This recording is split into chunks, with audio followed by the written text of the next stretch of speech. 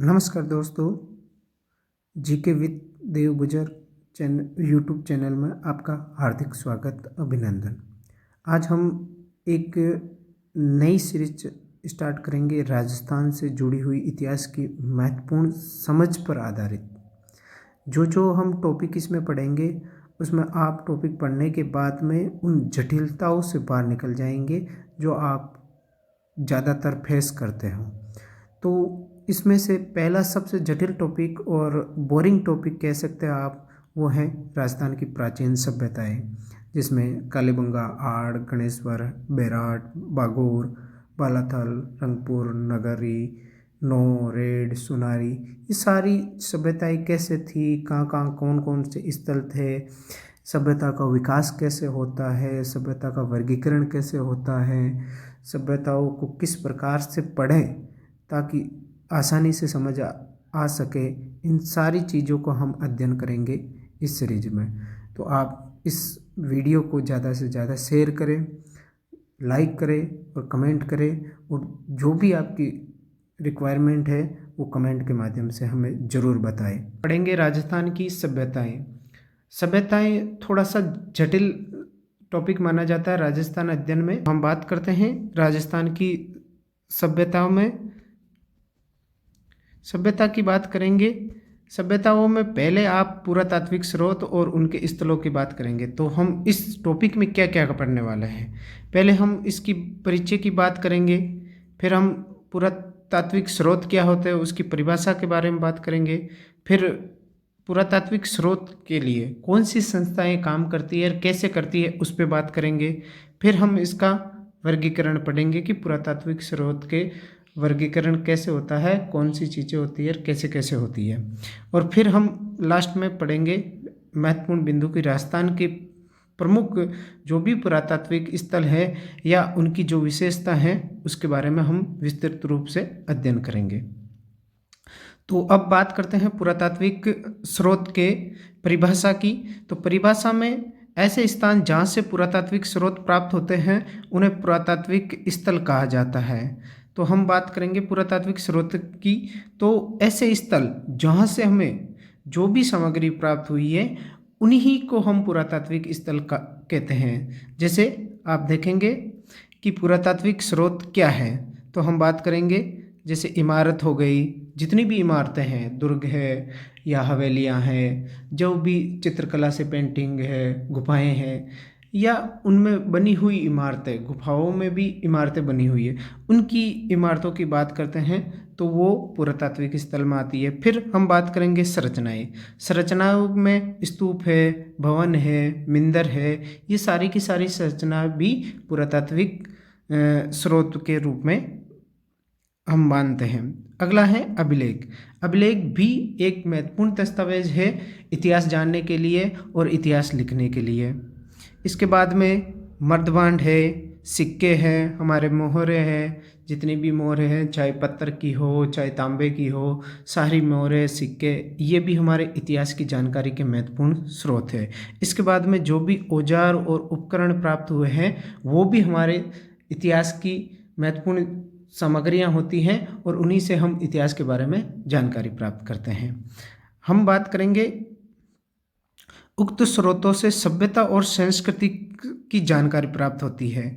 अब जितने भी हमने पढ़े हैं जैसे इमारत, संरचना, अभिलेख, मर्दबांड, सिक्के, औजार, उपकरण, इन तमाम जानकारियों से एक कैलकुलेशन पर पहुंचते हैं कि हमें किस प्रकार की सामग्री प्राप्त हुई है, कितने साल पुरानी सामग्री प्राप्त हुई है, और उन्हीं के आधार पर फिर इतिहास का लेखन होता है और उनको जमाया जाता है कि ये इस पीरियड में ये राजा हुए हैं और ये उनकी उपलब्धियां रही है, ये उनके कार्य रहे हैं, उस प्रकार की सभ्यता रही है, उस प्रकार की संस्कृति रही है। इस सभ्यता और संस्कृति को थोड़ा समझते हैं हम कि संस्कृति व्यवहार, समूह के व्यवहार का पैटर्न है। समूह के व्यवहार का मतलब संस्कृति का आप मान लो एक कोई सा भी समाज ले लो या फिर जनजातीय समूह ले लो, उनका रहन सहन, खान पान, बोली और उनकी जो पहनने की पहनावा, ये सारी चीज़ें मिलके एक संस्कृति का निर्माण करती हैं और बात करते हैं सभ्यता का ही हिस्सा है। संस्कृति सभ्यता का ही हिस्सा है। सभ्यता एक व्यापक और जटिल अवधारणा है। सभ्यता विभिन्न संस्कृतियों के समूह से मिलकर सभ्यता बनती है, जिसमें लोगों का बड़ा समूह अस्तित्व में आया। संस्कृति और सभ्यता में सह अस्तित्व है और एक साथी साझी समझी जाती है। संस्कृति और सभ्यता में परिवर्तन से दूसरी संस्कृति उन्नति होती है। कि यहाँ संस्कृति और सभ्यता में परिवर्तन का मतलब है कि एक संस्कृति और सभ्यता का पतन होना और उसके स्थान पर दूसरी संस्कृति और सभ्यता का उदय होना। हम इतिहास के संदर्भ में पढ़ते हैं तो जैसे पहले हड़प्पा सभ्यता आई है। हड़प्पा सभ्यता का पतन के बाद दूसरी संस्कृति यानी कि वैदिक सभ्यता का उद्भव होता है। तो एक सभ्यता और संस्कृति में परिवर्तन होने के बाद तुरंत दूसरी सभ्यता का शुरुआत हो जाती है या फिर प्रारंभ हो जाता है। तो हम इन्हीं स्रोतों के अध्ययन करने के बाद पुरातात्विक विद निष्कर्षों पर पहुंचकर उन्हें सभ्यता की जानकारी प्राप्त करते हैं। यानी कि जो भी सभ्यता की जितने भी हमने ऊपर जितने भी ये निष्कर्ष निकाले, इमारतों से हैं, चाहे अभिलेखों से है, मुद्राओं से है, औजारों से हैं, उन्हीं निष्कर्षों के पहुंचने के बाद एक पुरातत्वविद या इतिहासकार उस सभ्यता के कैलकुलेशन पर पहुंच सकता है। अब हम बात करेंगे उनके अध्ययन हेतु कौन सी संस्था काम करती हैं। तो अध्ययन हेतु संस्था कौन सी है, तो हमें पता है कि भारत में एक ही संस्था है। पुरातात्विक का अध्ययन करने के लिए भारतीय पुरातात्विक सर्वेक्षण ASI द्वारा किया जाता है। हम बात करते हैं ASI क्या है, तो ये किस प्रकार काम कर रही थी और कैसे इन्होंने आगे चल के विभिन्न समस्याओं का सामना करना पड़ा उस बात में बात करते हैं। जैसे भारतीय पुरातात्विक सर्वेक्षण की स्थापना की बात करें तो 1861 में अलेक्जेंडर कनिंघम द्वारा की गई थी और कनिंघम इसके प्रथम डायरेक्टर जनरल थे, यानी कि महानिदेशक थे।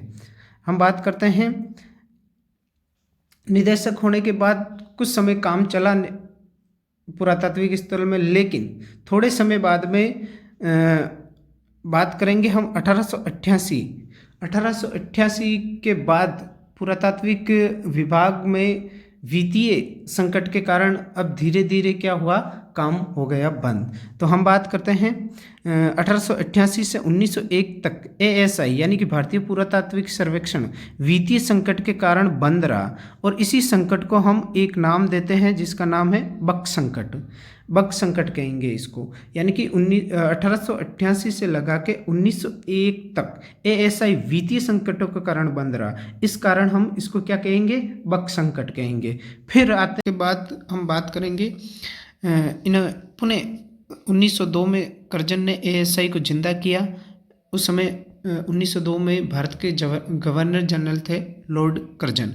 उन्होंने फिर ASI पे काम किया और 1902 में भारतीय पुरातात्विक विभाग की स्थापना करके वापस से भारतीय पुरातात्विक स्रोतों पर अध्ययन करने का काम स्टार्ट किया।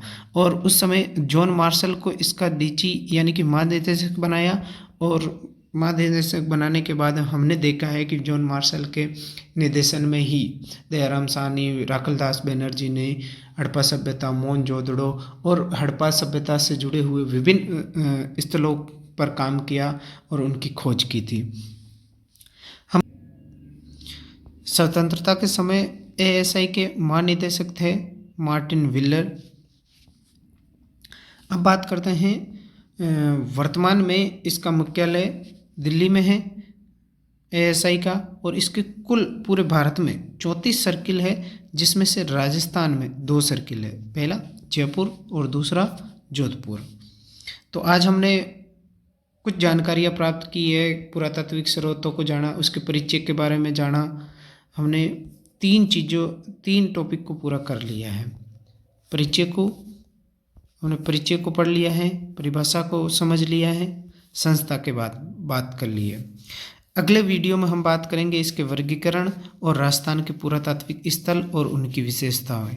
यहाँ 2 टॉपिक हमारे क्लियर होने के बाद आप राजस्थान की किसी भी सभ्यता और किसी भी स्थल के बारे में इस चीज़ से बाहर निकल जाएंगे कि ये क्या होती है, कितनी जटिलताएं हैं। इन सारी जटिलताओं से बाहर निकल के आप बिल्कुल एक कैलकुलेशन पे पहुंच सकते हैं कि हाँ, अब हमारी सभ्यता से सब जुड़ी हुई कोई भी चीज़ अधूरी नहीं रही है। हमें समझ डेवलप कर पाएंगे इस चीज़ को कि हाँ, हमें सभ्यता से जुड़े हुए प्रश्न और सभ्यता से जुड़ी हुई चीज़ें अब बाकी नहीं रही है।